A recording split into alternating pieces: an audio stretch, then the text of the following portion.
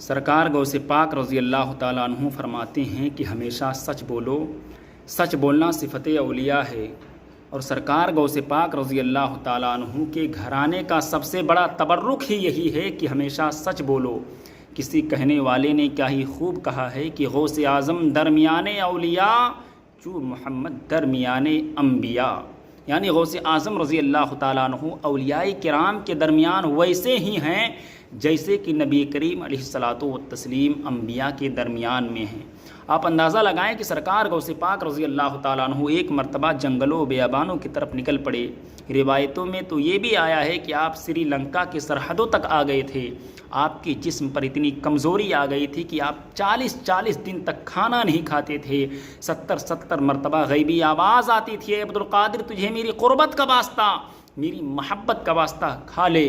70 قسمیں دی جاتی، تب جا کر کے شیخ سیدنا عبدالقادر جیلانی رضی اللہ تعالیٰ عنہ اپنے پیٹ میں ایک لقمہ ڈالتے اور رب کی بارگاہ میں عرض کرتے، مولا میری بھی ایک تمنا ہے، اس تمنا کو پورا کر دے۔ آواز آتی ہے، عبدالقادر بول تو چاہتا کیا ہے، تیری بات سنی جائے گی۔ سیدنا شیخ عبدالقادر جیلانی رضی اللہ تعالیٰ عنہ رب کی بارگاہ ہمیں عرض کرتے، مولا میری تمنا ہی یہی ہے کہ مجھ سے جو محبت کرنے والے ہیں قیامت کے دن ان کی بخشش ہو جائے۔ آواز آتی ہے، عبدالقادر جا، جو تیرا ہوگا وہ میرا ہوگا۔ اعلیٰ حضرت فرماتے ہیں، قسمیں دے دے کر کھلاتا ہے پلاتا ہے تجھے، پیارا اللہ ہے تجھے چاہنے والا تیرا۔ آپ اندازہ لگائیں کہ سرکار غوث پاک رضی اللہ تعالیٰ عنہ ایک مرتبہ بغداد کے بازار میں ہیں، ایک یہودی بھی بغداد کے بازار میں ہیں۔ وہ یہودی اپنے گھوڑے کو بیچنے کے لیے لے کر آیا اور اس نے اپنے گھوڑے کی قیمت 5000 روپے لگائی کہ اس کا ایک گھوڑا 5000 کا ہے۔ وہ صبح سے لے کر شام تک پورے بازار میں چلا رہا ہے کہ اس کا گھوڑا 5000 کا ہے، اس کا گھوڑا 5000 کا ہے، لیکن کسی نے بھی اس کے گھوڑے کو نہیں خریدا۔ جب شام ہو گئی تو اس کی آنکھوں سے آنسو جاری ہو گئے اور وہ رونے لگا۔ رونے کی وجہ کیا تھی؟ رونے کی وجہ یہ تھی کہ ٹھیک 2 دن بعد اس کے بچی کی شادی تھی۔ اس نے سوچا لاؤ گھوڑے کو بیچ دوں تاکہ میرے بچی کی شادی ہو جائے، لیکن کسی نے بھی اس کے گھوڑے کو نہیں خریدا۔ جب شام ہو گئی تو اس نے سوچا لاؤ گھوڑے کی قیمت کم کر دوں، شاید کوئی نہ کوئی خرید لے۔ پھر اس نے گھوڑے کی قیمت 2000 روپے لگائی۔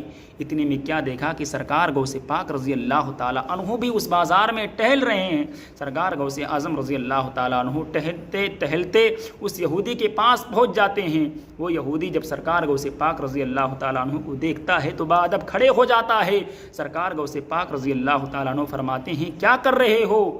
وہ یہودی عرض کرتا ہے، سرکار گھوڑا بیچنے کے لیے لے کر آیا ہوں۔ سرکار غوث پاک فرماتے ہیں کہ کیوں بیچ رہے ہو؟ وہ رونے لگ جاتا ہے اور عرض کرتا ہے، سرکار ٹھیک 2 دن بعد میری بچی کی شادی ہے، اگر گھوڑا نہیں بکے گا تو میری بچی کی شادی کیسے ہوگی؟ سرکار غوث پاک فرماتے ہیں کہ اس کی قیمت کیا لگائے ہو؟ وہ یہودی عرض کرتا ہے، سرکار دن میں نے اس گھوڑے کی قیمت 5000 روپے لگائی ہے، لیکن کسی نے بھی اس گھوڑے کو نہیں خریدا، اب میں نے اس کی قیمت 2000 روپے کر دی ہے۔ اتنا سننا تھا کہ سرکار غوث پاک رضی اللہ تعالیٰ عنہ اپنے جیب سے 5000 روپے نکالتے ہیں اور اس یہودی کو دے دیتے ہیں۔ وہ یہودی عرض کرتا ہے، سرکار میں نے اس گھوڑے کی قیمت دن میں 5000 روپے لگائی ہے، اب میں نے 2000 روپے لگائی ہے، آپ مجھے 5000 کیوں دے رہے ہو؟ تو سرکار غوث پاک رضی اللہ تعالیٰ عنہ اس کے کان میں ایک آواز دیتے ہیں۔ اتنی اس آواز کو دینا تھا کہ وہ یہودی سرکار غوث پاک کے قدموں میں جھک جاتا ہے اور عرض کرتا ہے، سرکار مجھے کلمہ پڑھائیے اور اسلام کے دامن سے وابستہ فرما دیجیے۔ آپ اندازہ لگائیں کہ اس یہودی نے اتنی جلدی کلمہ کیسے پڑھ لیا؟ تو سرکار غوث پاک رضی اللہ تعالیٰ عنہ فرماتے ہیں اس کے کان میں کہ میرے آقا علیہ الصلاۃ والتسلیم نے فرمایا ہے کہ جب تم میں سے کوئی چیز کسی انسان سے کوئی چیز خریدے تو کبھی بھی اس کی مجبوری کو نہ خریدنا۔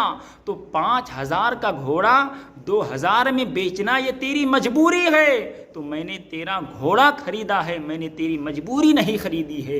اس نے جب یہ سنا تو فوراً وہ قدموں میں جھک گیا اور کہا، سرکار مجھے کلمہ پڑھائیے اور اسلام کے دامن کرم سے وابستہ فرما دیجیے۔